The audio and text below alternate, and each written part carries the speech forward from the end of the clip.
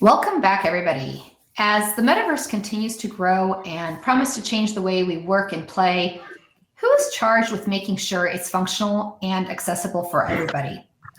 Can open conversation between the tech community and policymakers get the governing proposition right from the outset, or do we all need to wait for that to happen? I'm sure that you too have a slew of questions. I sure know I have a lot of them. And we're very fortunate to have our next panel ready to discuss these and other questions and provide us with additional insights. On our stage today, we have Stephen Boner, who is the Deputy Commissioner at the Information Commissioner's Office in the UK. Stephen leads the regulatory risk, including technology and innovation, and is also interim lead for regulatory supervision and enforcement. He's very busy. He ensures the ICO is positioned to effectively regulate in the digital landscape.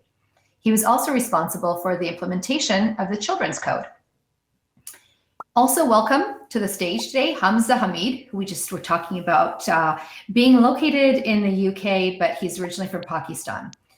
Hamza is a Pakistani lawyer who works as a legal consultant at the International Institute for the Unification of Private Law in Rome, Italy. He's also the co-chair of the Space Generation Advisory Council, known as SGAC. His work mostly involves developing and promoting international instruments in spacecraft financing, secure transaction law, and law and technology. And right here, we welcome to the stage Dr. Jackie Taylor, CEO of Flying Binary. Dr. Taylor is the number 15 most influential technologist in the UK, and she's one of the 21st most inspiring women in cyber, and a top 10 global Internet of Things innovator. Isn't that impressive? But she doesn't just predict the future, she engineers it. She has positively impacted the lives of over half of the world's population. Dial that in. I was reading that and I thought, wow, half of the world's population. 34 million citizens globally collaborate in her cutting-edge web science research. And to moderate this engaging panel with such esteemed colleagues is a man who needs very little introduction, because the moment he stepped on stage, our hearts started going pitter-patter, but I still want to introduce him. We've asked Dennis, also known as Fox Bonilla, who's the CTO of Balto Technologies and our very own XRSI Immersive Media and System Advisor, to moderate this panel. Fox has helped create data visualization and decision support systems for NASA and other US agencies. He has served in this role supporting committees advising the President of the US. And at Balto Technologies, Fox regularly oversees the development of a platform to dramatically reduce training time for the future workforce. His team leverages immersive technologies to create software that can train anyone to do anything. And I've seen a glimpse of it, so I can tell you that's true. Looking forward to this very timely discussion. So please, Fox, take us away. Thank you very much. Yeah, so just to kind of set the baseline for what we'll be talking about, the metaverse may be a concept long familiar to technologists, right? Those of us that have been kind of in this space have kind of been waiting for its appearance for several decades. It's only recently been recognized as anything close to a household name. The metaverse will change the way people and businesses communicate and operate, and it will be built on products that will produce difficult trade-offs between accessibility, interoperability, privacy, safety, and security. Metaverse governance is a multifaceted challenge, and there's a clear need for uniform industry standards and protocols, responsible innovation, excellent product design, and innovative distributed governance structures. So we'll be having a conversation about those governance structures. As a way of kind of introducing our take on how the metaverse affects us, I'd love to start with Dr. Taylor. Jackie, if you could describe a little bit of what you do and how the metaverse affects you directly. Yeah, thanks for that, Fox. So I'm originally an aerospace engineer, and in my aerospace engineer career was ended when I was not allowed to put into production the aircraft that I'd helped to design because I was female. From a very early career, inclusion has been a key part of my career. And for somebody that knew having worked doing what I did, to discover that there was no career path for me. And that's not a story just of mine, that's a story of many of us. And 22 years ago, I discovered that there was a cohort of young people, now called Gen Z, who were also being disintermediated by our technology industry. I'd sort of advanced my career to rolling out the clearing systems for the Bank of England, the only technologist to put change across the National Health Service. So big IT change that affected the lives of millions. But then I came across the fact that these young people were not actually included in our technology world, predominantly because they had differing needs. Some of them had different learning needs, but actually the way in which technology affected them, they were largely kinesthetic learners. So I embarked on a study to understand this phenomenon from a perspective of, can technology be an enabler to level the playing field for us all? And I'm visually disabled myself. I'm neurodiverse. It really wasn't from a personal point of view. It was from understanding that putting technology in the hands of these young people gave them an opportunity in life that they would never have got. And I think from then on, over the 22 years of web science research, I'm now in a position where I can ask the wicked questions only those young people know, and to find out what they need next. And so I founded Flying Binary in 2009 on the 20th anniversary of the World Wide Web with Sir Tim Berners-Lee in the Royal Society, to say, what would that look like if I was to advocate for them? If I was to look at the way technology would enable their world, what would it look like? And that's how come the work I've done today goes across our world, always with those unheard voices. So from my perspective, whether we're talking about deep tech, any part of Web3, including the metaverse, for me, it's about how do those unheard voices, those unmet needs, get delivered by technology?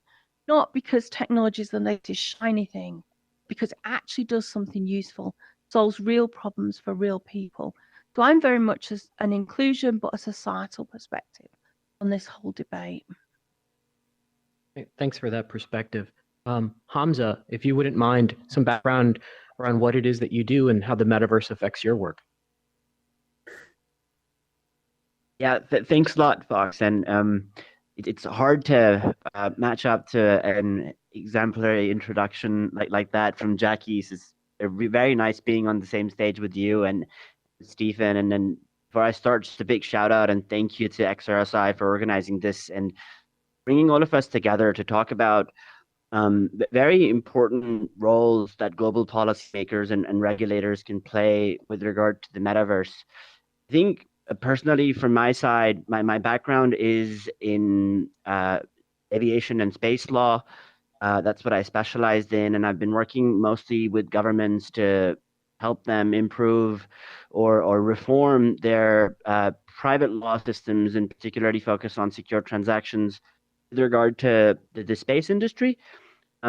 Over the past 3 years or so, however, the organization that I work for, which is an international standard setting or best practices creating organization, has been mandated to develop an instrument that sort of looks at best practices and principles that governments should keep in mind when developing rules or domestic legislation for digital assets. And I've been leading that work to the extent that now I'm managing the entire project and hoping to develop an international instrument that gives guidance to governments with regard to private law related issues with digital assets and how to enable people that use digital assets, people that create digital assets in their domestic ecosystems, as well as to give a lot of certainty to the digital asset economy. To think a lot of what Jackie said, right? To allow people to be more in control in a better way, have a lot more certainty with the activities that they do, and just a lot more transparency in the wider world. And for our project and for myself in particular, when looking at digital assets, we find that a lot of digital assets obviously get used in the metaverse and in different metaverses. And then so from that perspective, the metaverse economy directly relates to the digital assets world that we are actively developing best practices for. And so that's my sort of involvement in this industry and in this area. And particularly with a view towards developing best practices and standards for private law and then for regulators to then pick up and then implement domestically. So again, very happy to be on this panel and look forward to the rest of the questions in the short time. Thanks. Super, super interesting. Stephen, if you could talk a little bit about what it is that you do and how the metaverse potentially affects you. Thank you very much. Welcome, everybody. It's a great honor to be here with these excellent panelists and see you all here today. I'm Stephen Bonner. I'm a Deputy Commissioner at the Information Commissioner's Office in the UK. That's the independent regulatory body set up to protect people's information rights in the UK. And our sort of singular mission is to empower people through information. And that has many strands to it. We look to empower individuals and protect them when they use new technologies, when they use existing technologies. We're there to make sure their rights are protected. We're also there to help organizations to provide regulatory certainty, to allow investors to develop new technology, to allow people to grow their businesses safe in the confidence that they are respecting people's rights. And the metaverse and immersive technologies are one of a number of strands. We've actually launched a new report today that covers 5 technology areas. We're looking at consumer health tech, the sort of fitness bands and what they can be used for. We're looking at next generation Internet of Things. We're looking at distributed finance that may be very relevant to Hamza and his work. And we have an upcoming piece about neuroprivacy, human brain interfaces to computers and their work. But one of a big part of that piece of work is around immersive technologies. And we are extremely interested in the opportunities these offer and the way they can be used. It's a great pleasure to be representing the ICO Blue through my avatar here today. But around that, we see 4 areas where the metaverse, where immersive technologies are a little bit different. The type of data they collect about people is more intimate and detailed than that we might see from other traditional mechanisms of interfacing. The eye tracking, the heartbeat, these kind of mechanisms that can be collected in some of these immersive technologies are more potentially intimate and therefore sensitive and may need additional protection. We also see that the volume of data collected is so much higher that the type of nature it collects. And thirdly, it's difficult to get transparency for the users. It's not an interface that is particularly straightforward to share detailed legal information with people, make sure you're transparent with data collected. And most importantly, one of the areas I think is most unique is, of course, these devices collect data about the environment that we're in. They don't just collect our data, they collect the data of third parties, the people in front of me in the session here, the people in the room with me out in the very boring real world. Their data is being collected and processed by these devices, and they're the areas we're interested in the metaverse to make sure everyone's rights are properly protected. But we're delighted to see this kind of emerging technology shine through. We want to develop these so that we believe fundamentally trust is essential for sustainable growth. Trust comes from rights being respected and having regulators there from the start, influencing and ensuring that people's rights are protected. That's what we're here to make sure people can have a great time and that companies can thrive and grow with the regulatory certainty that they need. So thank you, Fox. Lots of insightful I think that's a proper segue into discussing, and I know for the last week, there's been a lot of commentary around the pitfalls of Web 2.0 and where we potentially went wrong and what mitigation strategies have occurred since the implementation of those social and participatory systems. Even if you could go a little bit deeper into like how these technologies now, these immersive technologies might differ and whether there are mitigation strategies already starting to appear now, thankfully, that we are considering the potential pitfalls ahead of their implementation. Yeah, I mean, I think you draw out very good a strong message about learning from the past. I think, one of the beauties of our set of regulatory principles is they are indeed principles. They're not a set of specific rules. There are ways of approaching things. And at its heart, it boils down to sort of three core requirements about any processing of data needs to be transparent, it needs to be lawful, it has to have a basis for what's being done, and it needs to be fair. And that's where those principles interact with new technologies, that we learn new and interesting things. And it's certain in parts of the Web 2 world we don't see those principles well respected, and obviously that's where a regulator then moves to our enforcement side. If we have provide clarity and guidance and organizations still aren't following those rules, then we take steps. And we would hope that although the platforms are new, the ideas are new, there's new things, there are lessons to be learned from the past to apply to that. But there are also elements that are new and different for the world. When we think about as the web was designed and built, children were not a key part of the thinking in that environment. It came from academia, where there are adults only in the space, and it has been very interesting through our work with the Children's Code and other regulators around the world to start trying to identify that the answer for the web is not to protect children from it, to reduce their opportunities to take advantage of Web 2.0, but is to make parts of Web 2.0 designed with children in mind. I think there's a fantastic opportunity with these new immersive technologies to make sure, particularly as children are often heavy users of some of these capabilities in the gaming and in the education and those kind of benefits, where the immersive nature of these technologies really shines through as a benefit.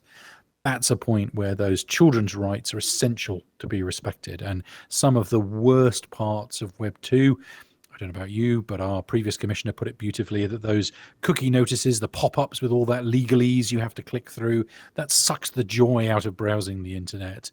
We absolutely could see a world where in the immersive world, similar nonsense legalese is presented to children. We believe people think that counts as transparency. It clearly doesn't. We need to have ways of engaging with users, age appropriate for their intellectual capability, their desire to understand, so they can truly understand what's happening with their information. And that's the kind of thing we see where Web3 can really differentiate itself, where these immersive technologies can stand out if they design with privacy built in from the start and don't have to sort of try and bolt it on later in ways that are attempts to make legal compliance without really achieving the principles and goal of the work.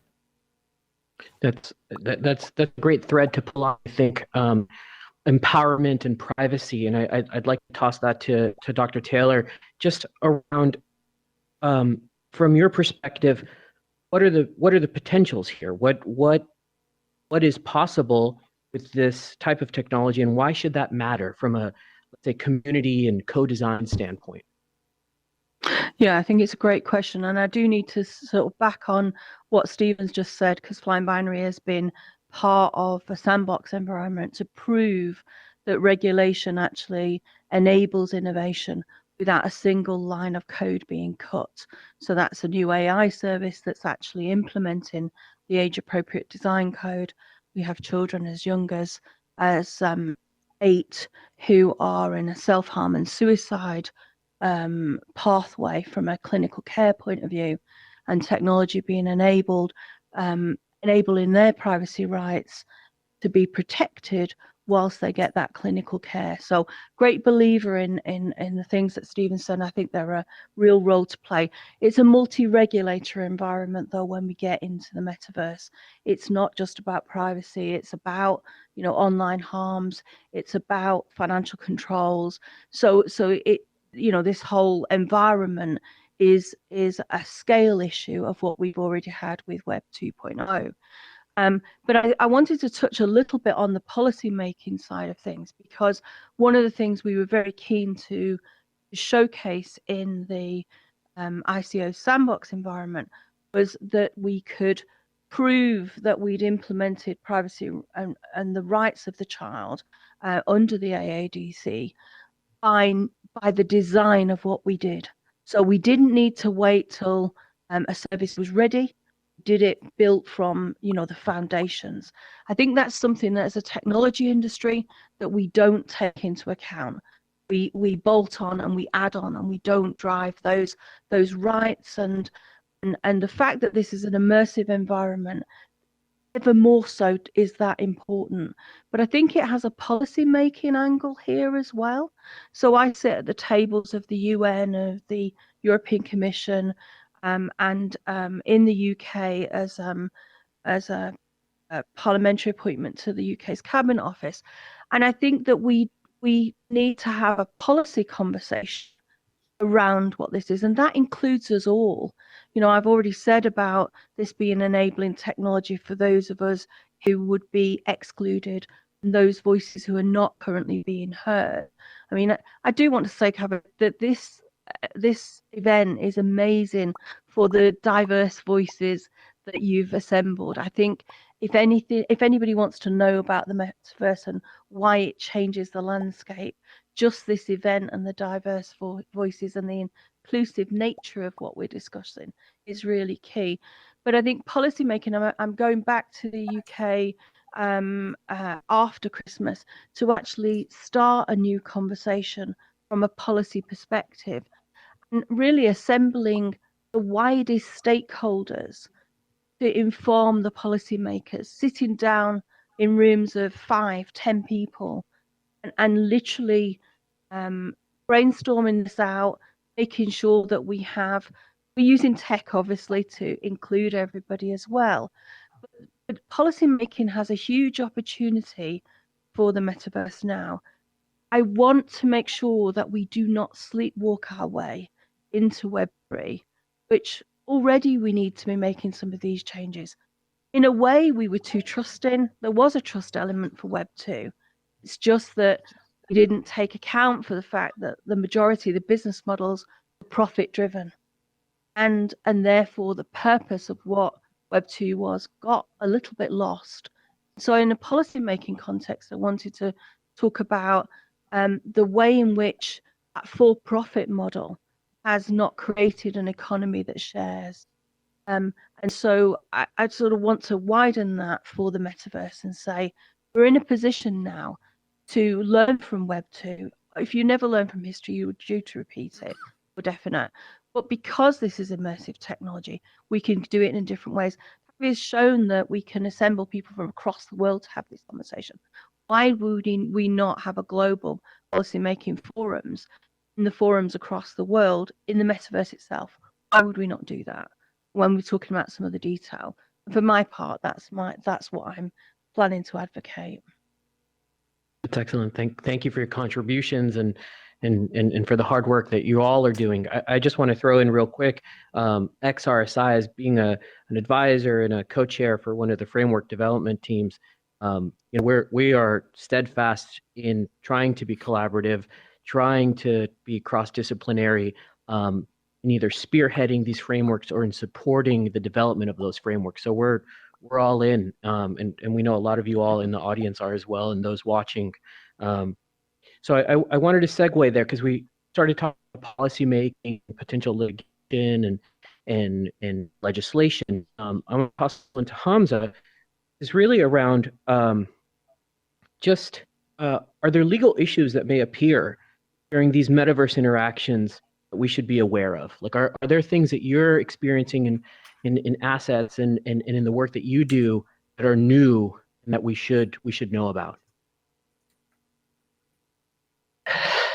Yes, thanks a lot, Fox. I think first of all, to what you said, at Unidwell we have a dedicated group that's working on putting together a set of legal principles for digital assets and private law, and we're very happy to have XRSI as an observer to that working group, and then having already given some valuable contributions to the text that's being developed.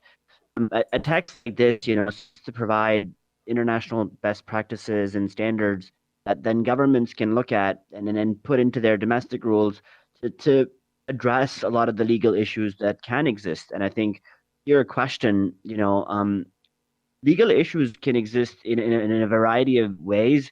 these can be issues related to public law that public authorities need to address, and a lot of the things that Stephen was talking about a little earlier with regards to privacy, to human rights, and access in general, which Jackie was talking about.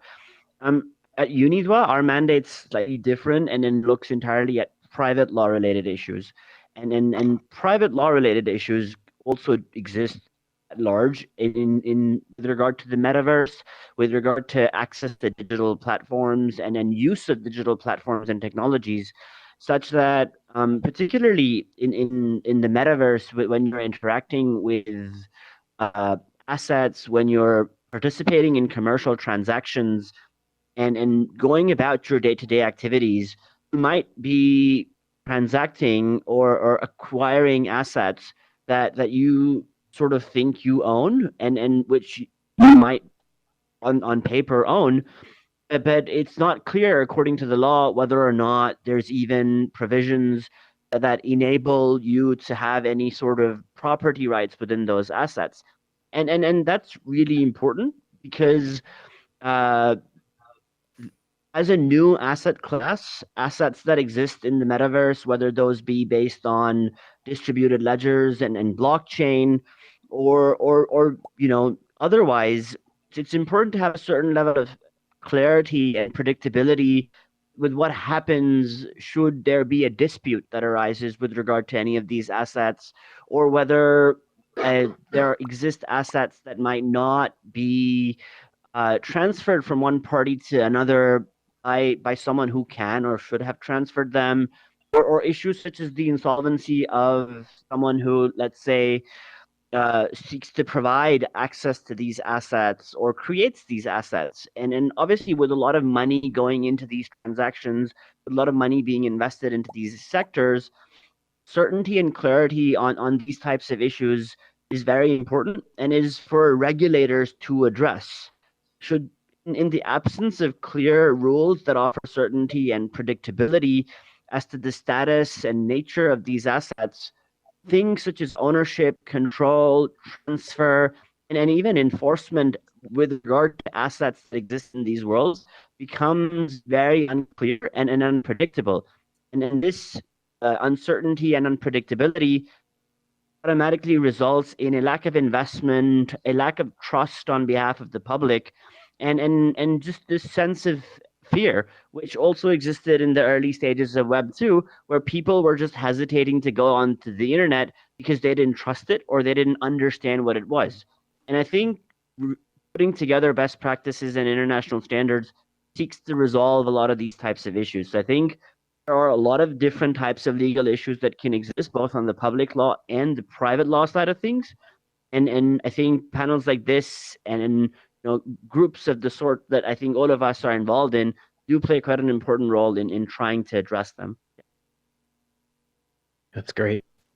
So this one's going to go to Stephen. So how can policymakers and regulators empower innovation while protecting rights? And then really more specifically, can policymakers and regulators be doing anything to expedite the law, right? Because we know that law moves pretty slowly. So to expedite these new laws, as well as remove any blockers in regards to metaverse policy. Well, I think these are some big questions, right? How does the regulatory craft work? How do we use the right tools in the toolbox? And Dr. Taylor raised an interesting point about, for most innovators in this space, or most users trying to use these technologies, they don't know which regulator is which or what they cover. So as a key initiative, we've worked with other critical regulators and formed what's known as the DRCF, the Digital Regulators Cooperation Forum. And this brings together our work with data, the work of Ofcom around content, the work of the FCA around finance, and CMA on competition, because one of the things we haven't touched on is obviously there are dangers of single organizations dominating or taking competitive advantage within this space that may lead to worse outcomes for everybody. So I think absolutely that sense of regulators cooperating to provide consistent views, to have a common view of the tech horizon and the things coming towards them, that's absolutely part of the work we do to provide that certainty. But I think Hamza draws out a really fascinating point about if there is uncertainty, bad things can happen and good things don't happen as quickly. So one of the core things we work to do is to provide that regulatory certainty as soon as possible. We're initiating a new service called Innovation Advice.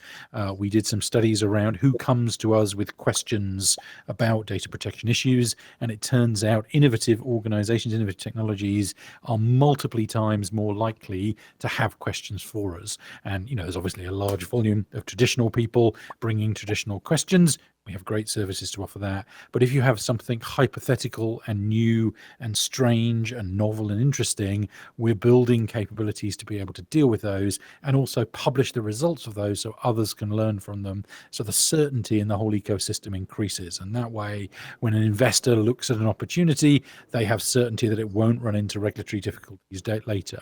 When a customer chooses to engage with a particular platform or use a capability, they can have comfort that their rights are being protected in there. And I think, the best players in this space want a level playing field. They want to know that if the rules are clear and everyone's following the rules, that provides fantastic opportunity for creating new ways of doing things, for innovating, for competition to flourish, and for everybody to get a great outcome. When there are questions of it not being certain, then unfortunately organizations that veer towards taking risk rather than understanding the circumstance, they can thrive, while ones who are being careful can be held back. And that obviously doesn't result in a great outcome. So we are very keen on providing that regulatory certainty so that users gain comfort and can use these services with trust that allows them to live the full life that they can, to enjoy the games, to learn, to communicate. If they're in a safe platform, they know someone like the regulator stands shoulder to shoulder with them, that's much more likely to uptake and use these new technologies. And it's great for investors and organizations who can thrive and grow with certainty of what they can do and knowing that competitors are also following that same level playing field. Got it. Hamza and Jackie, did you have any other thoughts regarding what Stephen was saying? Yeah, if I may, please go ahead, Jackie. No, you go. You go. Okay, no, I think, I completely agree with Stephen, and just to sort of, go back to the question, that part of the question that you asked is, the establishment of international best practices and rules is sometimes, like you said, not the most, fast or efficient process. And at Unitwa, at least, we sort of realized that right at the beginning of our project. We recognize that the speed at which technology is developing is not something that we can realistically or reasonably catch up to. And given that, technology develops really fast, and there is a need for standards to exist. One of the sort of early decisions that we took with regard to our project was to ensure a level of technology neutrality in putting together the sets of best practices and principles that we were developing, with the goal to develop rules that are to a certain level technology agnostic and don't sort of and have a level of future proofness to them. And while as a regulator that might be harder to do, as standard setter it's slightly easier. And what that does is that it sort of puts together the ground rules that or the foundational frameworks for which regulators then can build on, and once they have those tools to build regulations that comply or are in line with the standards and best practices established by the international community, it sort of helps in the development of the industry, regardless of the technological direction that the industry is taking, because a set of ground rules that apply across the board, without being very technology specific, allow for that innovation to continue, which, as Jackie was suggesting, regulation or rules should never hinder or stop innovation. They should encourage it. And having rules that are more functional in nature rather than technology specific is always one way which policymakers and regulators can sort of ensure the rules are enabling rather than slowing technology down. So I think that's very important, and at Unidwa, certainly something that we really, take very importantly.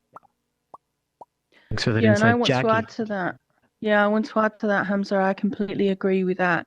I think that one of the things that I would want to extend that to, though, is my parliamentary appointment into the UK's Cabinet Office is on open standards.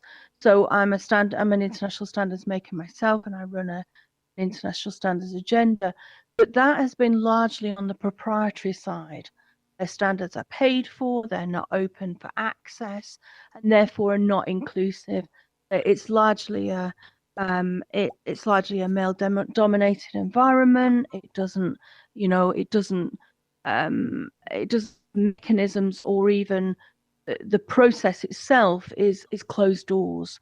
And so one of the things that I'm looking at from the metaverse point of view is at the moment we're looking at the open standards the UK government needs to extend what it's doing, to actually be more collaborative, to be more open and involving citizens. The metaverse is an ideal environment really to build on what we're all talking about today, to look at open standards, because that's the point at which there's ways and means of getting even our youngest involved. I've got beta that I'm working with on a number of things to do with the climate change agenda. If they want to contribute, they'll draw. If I'm thinking of George, who's 3. He's a blue entrepreneur. He cares about the oceans. If he wants to contribute, he'll draw me a picture. They will collaborate together, and in this sort of environment, this is their world to have that conversation. So this is about how can we be more inclusive in order to enable that policy making, that legal framework. We're talking about the regulatory framework, and then we see standards as open standards as a glue in this arena, because the transparency angle for it is a given, and we are collaborating across the world, across communities and across territories. Because of course, one of the things we have to bear in mind is the legal frameworks are nationally bound, and so it's often difficult to have, says she who's written proprietary international standards, difficult to have something that is can be adopted across the world, whereas open standards can be developed in a co-design arena and can be developed sort of in plain sight for everybody, civil society, governments, regulators, policymakers, all to have that joint piece. So I really want to back up what Hamza and Stephen have said, but really advocate for an open standards approach for metaverse. And I did actually talk to some of my Gen Alpha 18 and under and Gen Beta entrepreneurs about what they would say here. So I'd love an opportunity, Fox, to bring their voices to this stage at some point tonight. Yeah, absolutely. I know that we started this conversation talking about the work that we do, and then the relationship that the work that we do has with the metaverse, or what we intend it to have, and we can kind of predict it will have. I want to kind of invert that question for a second and ask you what the metaverse isn't, right? Because there's been all these promises and all these ideas on being able to do anything at any time with anyone. I toss that to Dr. Taylor. What is the metaverse not? It's not an ecosystem, which is what we actually need, because there isn't a metaverse. There are metaverses, and it starts with the fragmentation that arguably we didn't have with the web. Yes, it came out of academia, but it became a global. It was thought of as a global resource. And if you were to talk to Tim, he would say he did what he did for the World Wide Web to bring humanity to its own truth. Now we can argue for a lot longer session than we've got today as to what actually happened, but it's not an ecosystem yet. It needs to be that. I think that that's why I'm saying I don't want us to sleepwalk our way into the next steps. And this is a really key conversation right now, not 2 years from now. not, something where we have a great debate, but something we actually start to make changes to right out of this event, in my view. So because it needs to be an ecosystem and it's not. That's incredibly insightful. Thank you for that. Hamza, the same question. What is the metaverse not? I think that's a tough question, and I'm happy to try and sort of give you an answer from certain, things that we've learned as we've worked on this project on developing rules and best practices for digital assets and assets that operate in the metaverse. It all technologically and on a practical level, it might be this incredible new technology that's increasing access, making the world a smaller place, all of those things. From a legal perspective and from the perspective of the activities that take place in the metaverse or in the digital asset economy in general, there are a lot of similarities that can be brought forward from other types of economic activity that already takes place. And to give you an example, when we talk about enforcement in, let's say, digital assets or in the metaverse, a lot of the legal doctrines or principles or processes that a judge would apply for enforcement of regular assets would apply to enforcement of digital assets, even in a metaverse, albeit with a different set of technologies being used. What the metaverse is also not is immune from law in any way. Rules and standards exist to help protect people and to make economic activity more certain and more efficient. And rules and regulations continue to apply, whether that be in the metaverse or in any form of digital economy.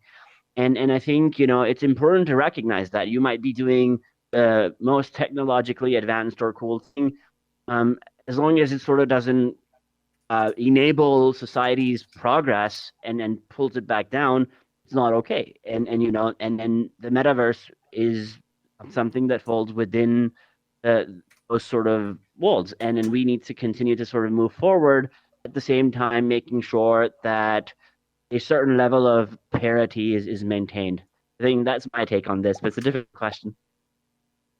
Thanks for that. Thanks for framing it. Those are very unique perspectives. And Stephen, same question. What is the metaverse not?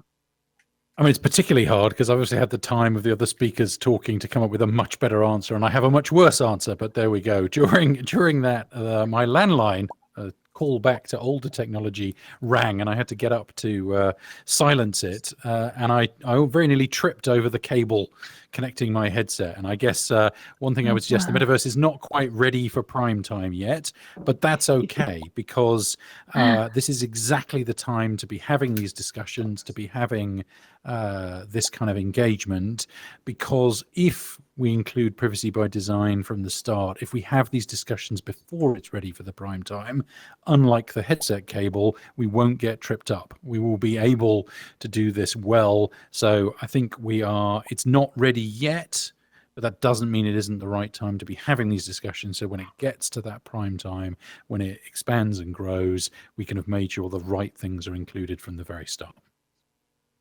It's a wonderful conversation. Thank you for that insight. And I would agree with many of the things that you all have said. Javier and Christina, should we open the floor up to questions? Yes, we actually have a few minutes. So if we can see maybe some raised hands with questions, that would be great.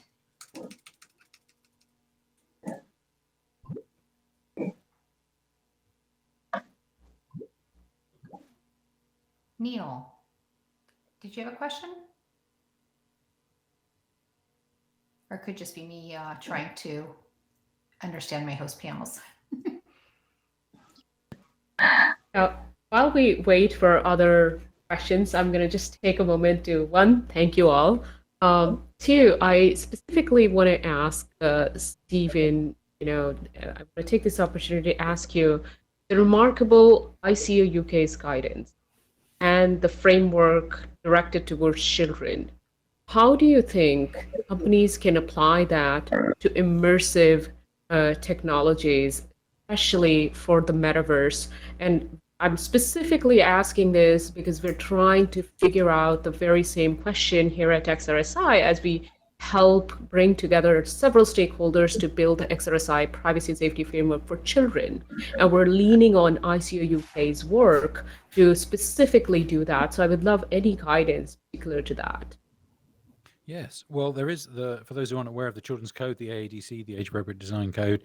It's a UK regulation came out of Parliament that tries to ensure that the systems are designed appropriately for those using them. And we have on the ICO website, there's a Children's Code hub that's collected together all our guidance and capabilities around this that helps people take advantage of that. And linking to Dr. Taylor's point, a lot of that was designed with children involved in that process to make sure it was relevant and appropriate to them and that their approaches are respected. And there's something amongst all the excellent guidance there's something I particularly like I want to draw attention to is our transparency champions work. So particularly this a lot of the concepts around regulation is making clear to people what's going to happen with their data so that they make an informed choice, that giving them that control is a way of making sure their rights are protected. And that works great unless you can't convey that information effectively. And it's particularly challenging with children. And as I touched on, it's particularly challenging with immersive technology where the interface may not be as comprehensive. And there's in that Transparency Champions, there's a set of people who come up with fantastic ways of conveying information to children in a way that they can understand and make informed decisions. And I would heartily recommend anybody to learn the lessons from those who've got it exactly right through that and copy the best ideas within there for their own ways of engaging. And that's one example. We work to raise best practice, but within that guidance and set about the Children's Code, we have a lot of examples of how to do it, a lot of tools to help people make it more easily. We're also well aware that many of the organizations building services appropriate for children probably haven't been thinking about compliance and regulatory compliance in the same way as, say, a large financial institution or a giant tech company would have a whole department doing that. So instead of expecting them to have that capability in-house, we're trying to produce worked examples, toolkits, tools to help them come up with the right answer. So there's a huge amount of resources there and ways to reach out to us and contact us if, despite all those resources, you still have questions. We're there to support because we absolutely want to help people trying to do the right thing. And it's so important in this space. If we get it right for children, then that will lead through future generations having the kind of rights and protections that we all see when we have them. These technologies work brilliantly, are trusted, and have a sustainable future. So thank you very much for the opportunity to highlight the work of the amazing team that's done there and the many organizations like Flying Binary in the Sandbox and others who've incorporated the thinking around the Children's Code. And back to both Dr. Taylor's and Hamza's point, this needs to be global. We're delighted to see that other jurisdictions around the world are learning the lessons from our regulation, obviously adapting it for their different cultures and approaches and legal systems. But we absolutely see a trend around the world to lifting the standard for protecting children. And I think, as our previous commissioner once said, it's going to be very strange to look back on the time. We're going to think it was bizarre that once we deployed technologies often for children without making them designed with children in mind. And it's a fantastic opportunity with this new technology, with other ones coming through, to incorporate it at the start and get to a brilliant outcome.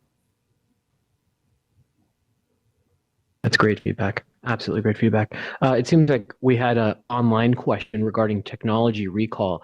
Javier, specifically, could you help me out here with what the question exactly said?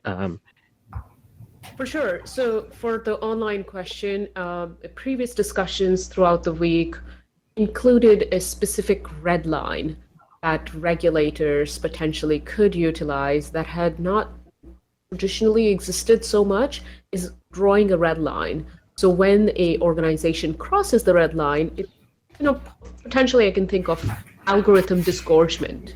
Destroy the algorithm that actually harms humans and harms society in such a way that it is so unacceptable.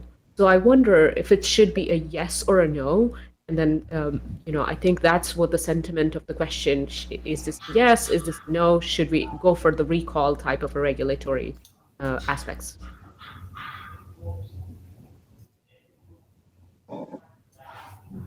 I'm going to let our fellow panelists come in on that and then round it out with the regulators' view, if that's okay, because I'm keen on their suggestions of what we should have, and then I can explain a little bit about what we do have. So I think from my point of view, I understand that concept, but if we start to employ the idea of a red line, we've already missed the opportunity. I'm very much looking at this as that co-creation I spoke about earlier, and anticipating some of the scenarios we need to deal with should give us some clarity on what we're expecting, what we're advising to do. I think the fact that I agree totally with what Stephen said about the idea that technology hadn't been considered for children and plainly children were using it has always struck me as really rather bizarre, but it's prevalent across our industry. And so it's, for me, it's about how do we frame what we're doing in the metaverse in a completely different way, that we utilize the best of what we already have for Web 2, we evolve it.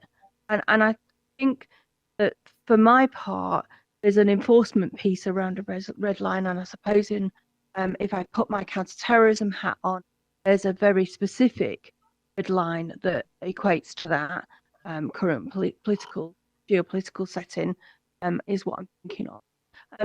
For my part, I just think that we need to look at this in a more holistic way, and I don't really see that red lines they will be a line of last resort in which we approach this. Yeah, I think I can go next. I'd hesitate to give you a yes or a no answer to something like that. That's very much something that is determined by regulators. Something that UniDevice certainly not. We put together principles and best practices that then regulators can consider implementing however they want to. So certainly, different regulators adopt different approaches to fixing different problems. And we respect that and understand that. From our perspective, whenever there is technology that's pushing the boundaries of what was sort of regarded within legal jurisprudence or considered within legal jurisprudence, it's always important to address that in a manner that sort of enables the technology and in consultation with the industry, and not sort of in an exclusionary manner.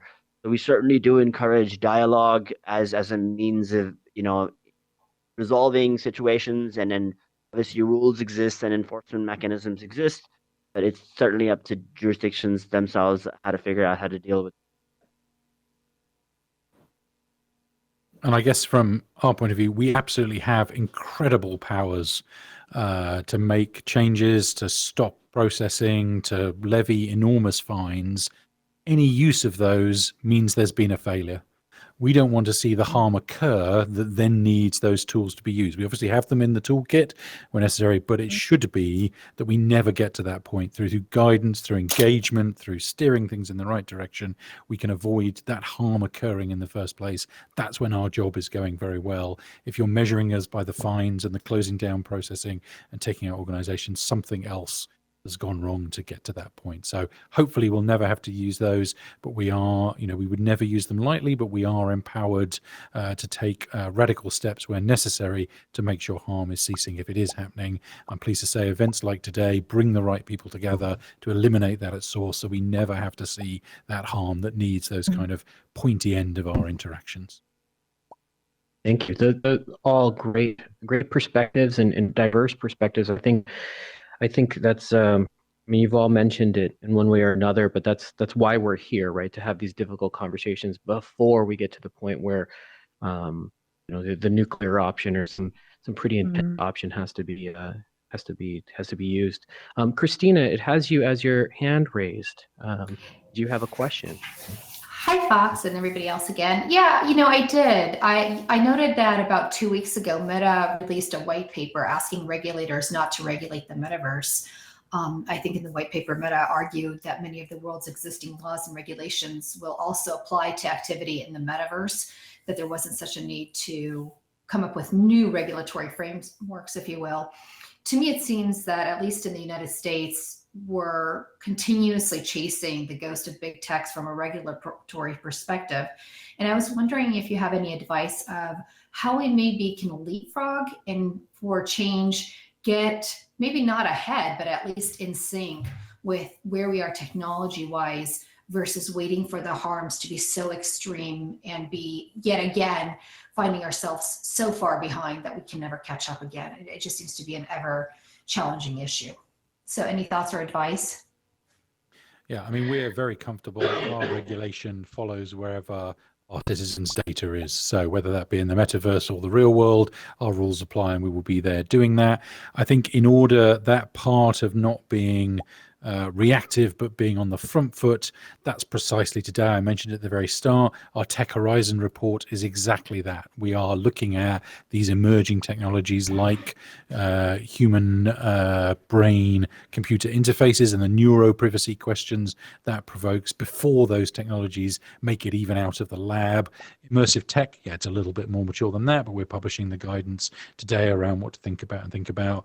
We're comfortable as a regulator. We are there at that front through things, as Dr. Taylor mentioned, like the sandbox. We encourage those who are operating at the edge to come and join with us, co-create things to make sure the right solutions are in place. So we are absolutely dedicated to that. Clearly, there is a whole trail of the long tail of other technologies and deployments. We absolutely focus on those as well. The mature technologies absolutely pose risk. We absolutely see people are harmed by physical documents being lost is still a risk that occurs. We want to make sure that's managed as well. We are dedicating time and effort and expert skills to keeping us at that edge and taking place, because we absolutely see that a small intervention early has a much larger consequence later. Once an organization has spent perhaps billions of pounds developing a technology, it's much harder to steer and influence how it responds. So that I'm delighted by the great work the team has done to identify emerging topics and produce thoughts on that. I encourage everybody to read that Tech Horizons report that we've published today and engage with other regulators and their work around the world to understand and adapt to future changes before they occur, because that way we can use those services with confidence and trust, and they can thrive and be incredibly successful. And where might we find that report? So it will be on my LinkedIn and Twitter in a few moments' time, and it's also on the ICO website and items there. And I can what I'll do is I'll when I have escaped from my wires and untripped myself, I'll add it to the comment section on the YouTube channel, if that's a good way to get that information out to everybody. But published today. Thank you. All sounds great. Could I just add one thing, Christine? Well, in having conversations with our young people about this particular session, I did some focus groups and spoke to them. And one of the things that they asked of me is, as if it's something I can influence, but maybe I can by raising it here, is don't complicate it. One of the things that we're excited about is possibilities. It occurred to me that, I have great nieces and great nephews, and we negotiate with children as we talked about throughout this week, as to what they are, what we recommend they do, and some supervision, etc. But in the gaming world, we have ratings for games. We have ratings, on online player, and they are parental guidance type ratings rather than for the children. But why would we not look at some form of rating of, maybe that's not called regulation, but something alongside everything we talked about that would give some guidance to parents and to young people about whether this is suitable for them and what the dangers might be if it's rated. So why can't Metaverse Creator put some sort of rating on what they do and say which audience it's been developed for? That's about. Yeah, just to quickly chime in, I think, what you read out with regard to that white paper, it's not that it's all completely wrong, it's true that there do exist a lot of rules and regulations out there already that do apply to activities in the metaverse, and that would be completely applicable. I think it's just regulation being adaptive and being able to accommodate new technologies rather than having to rewrite everything. I don't see any regulators in any part of the world or standard setting organizations that are trying to rewrite everything that's out there. It's just a question of adapting the rules to ensure that they do accommodate for the types of technologies that are being developed. And that's something that's been the case any new industry that's come out. 100 years ago, when they started flying the first airplanes, people set up the Federal Aviation Administration, people set up the International Civil Aviation Organization to ensure that there are norms and suggestions of and rules of how activities should be structured. And I think that's fine. At the same time, and as has been said several times in this panel, regulation should not be designed to stun innovation or to stop innovation, but rather enable it and make innovation accessible to everyone. And so I do think that, a lot of the rules that exist in the world out there right now completely apply to the metaverse, but no one's denying that anyways. Yeah. I think that's a very, very fine point to end on. Thank you, everyone, for your perspectives and the incredible insight and the work that you're all doing to make this as equitable and innovative a set of tools and platforms as possible. And thank you all for attending this session and joining us throughout the week during Metaverse Safety Week. Christina. Thank you so much, Fox. And thank you, Dr. Taylor, Stephen, and Hamza for engaging us in this broader governance discussion.